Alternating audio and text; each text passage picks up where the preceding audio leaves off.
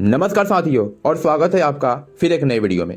और आज हम बात करेंगे एक ऐसे रहस्य की जो विज्ञान को भी चुनौती देता है और भगवान के होने का दावा करता है। एक ऐसा रहस्य जिसने विज्ञान को भी चुनौती दी है, एक ऐसा रहस्य जिसने लोगों को आस्था को सख्त की है, एक ऐसा रहस्य जिसने विश्वास को प्रबल किया है, एक ऐसा रहस्य जो भगवान के होने का प्रमाण देता है। जी हाँ, हम बात करेंगे आज उड़ीसा राज्य के एक ऐसा शहर जो पूरे विश्व में विख्यात है। जी हाँ, श्री जगन्नाथ पुरी। जगन्नाथ जी नाम सुनते ही रहस्यों से भरी मंदिर की तस्वीरें सामने आ जाती है। आज हम बात करेंगे ऐसे ही कुछ रहस्यों के बारे में।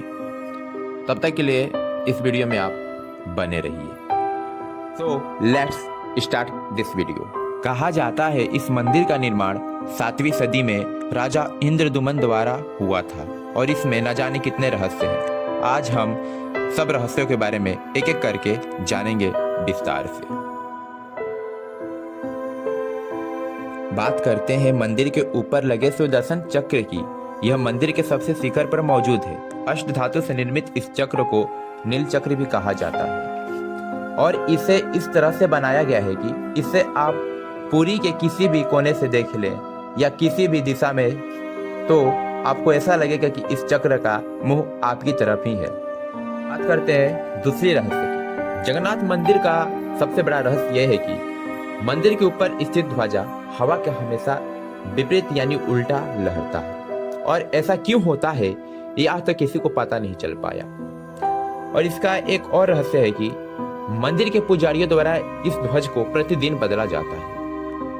वे 45 मंजिल ऊपर चढ़कर इस ध्वजा को बदलते हैं। मान्यता यह है कि जिस दिन भूलवश इस ध्वज को ना बदला जाए तो मंदिर अगले 18 साल तक बंद कर दिया जाएगा। बात करेंगे इसके तीसरे रहस्य की, यानी कि दुनिया की सबसे बड़ी रसोई। जी हाँ, इस रसोई में 500 के करीब रसोइया हैं और 300 के करीब सहयोगी जो भोजन प्रसाद बनाते हैं। प्रसाद बनाने के लिए एक के ऊपर एक ऐसे 7 पात्र को रखा जाता है और आपको जानकर हैरानी होगी कि जो पात्र सबसे ऊपर रखा जाता है उसमें भोजन सबसे पहले बनता है और जो सबसे नीचे रहता है उसमें बाद में।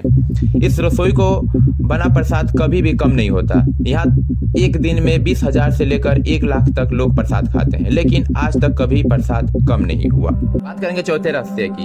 आमतौर पर अपने मंदिरों या फिर किसी भी इमारत पर बैठे हुए पक्षियों का झुंड नजर आते हैं, पर जगन्नाथ मंदिर के ऊपर आज तक एक भी पक्षी नहीं देखा। इस मंदिर में गुंबदों पर या इसके इर्द गिर्द पक्षी नहीं उड़ते, यहाँ तक कि इसके ऊपर हवाई जहाज या एरोप्लेन जैसे भी नहीं उड़ सकते।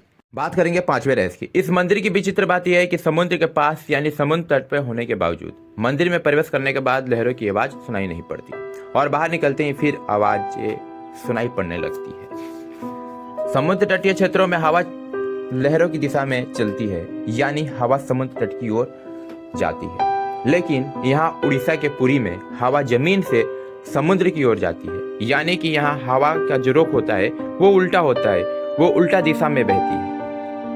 अब हम बात करेंगे छठे रहस्य की। यह दुनिया का सबसे ऊंचा और खूबसूरत मंदिर है जिसकी ऊंचाई लगभग 214 फीट है और 4 लाख वर्ग फुट तक फैला भव्य मंदिर है।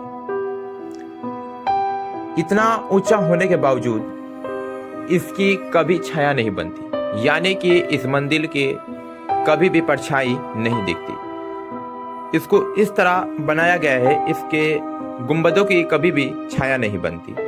बात करेंगे इसके 7वें रहस्य की। मूर्तियों का निर्माण दोबारा किया जाता है। हर 12 साल में भगवान जगन्नाथ, बलभद्र, सुभद्रा की काष्ठ यानी कि काठ से मूर्तियों का निर्माण किया जाता है। पहली बनी मूर्तियों के साथ बदल दिया जाता है। आश्चर्य की बात यह है कि नई मूर्तियां बनाने के पश्चात इनका स्वरूप, आकार, रंग, रूप, लंबाई, चौड़ाई सब कुछ एक जैसा ही रहता है ना गजब का मिस्ट्री। और अब हम बात करेंगे सबसे बड़ी रहस्य की, ब्रह्म पदार्थ की। जब भगवान जगन्नाथ को नए मूर्ति में बदला जाता है तो पूरे शहर में अंधेरा कर दिया जाता है। पूरी के शहर की बिजली बंद कर दी जाती है, मंदिर की सुरक्षा पुख्ता कर दी जाती है और इसमें एक गुप्त अनुष्ठान की जाती है और चुनिंदा पुजारियों द्वारा उनकी आंखों पे रेशम की पट्टियां बांधकर इन मूर्तियों में एक ब्रह्म पदार्थ जिसे आज तक किसी ने नहीं देखी, आखिर ये क्या है, उसे नई मूर्ति में सावधानी से स्थापित कर दिया जाता है। यह दिव्य पदार्थ को स्थानांतरित करने वाले पुजारियों के अनुभव को माने तो यह पदार्थ जीवित चीज है जैसा फुदकता हुआ मालूम पड़ता है। मान्यता के अनुसार इसे भगवान श्री कृष्ण के हृदय भी कहा जाता है और हमें उम्मीद है कि आपको भगवान जगन्नाथ की पूरी जानकारी मिल गई होगी। वीडियो थोड़ी सी भी अच्छी लगी तो चैनल को सब्सक्राइब जरूर करें। फिर मिलते हैं किसी नेक्स्ट वीडियो में, तब तक के लिए जय हिंद।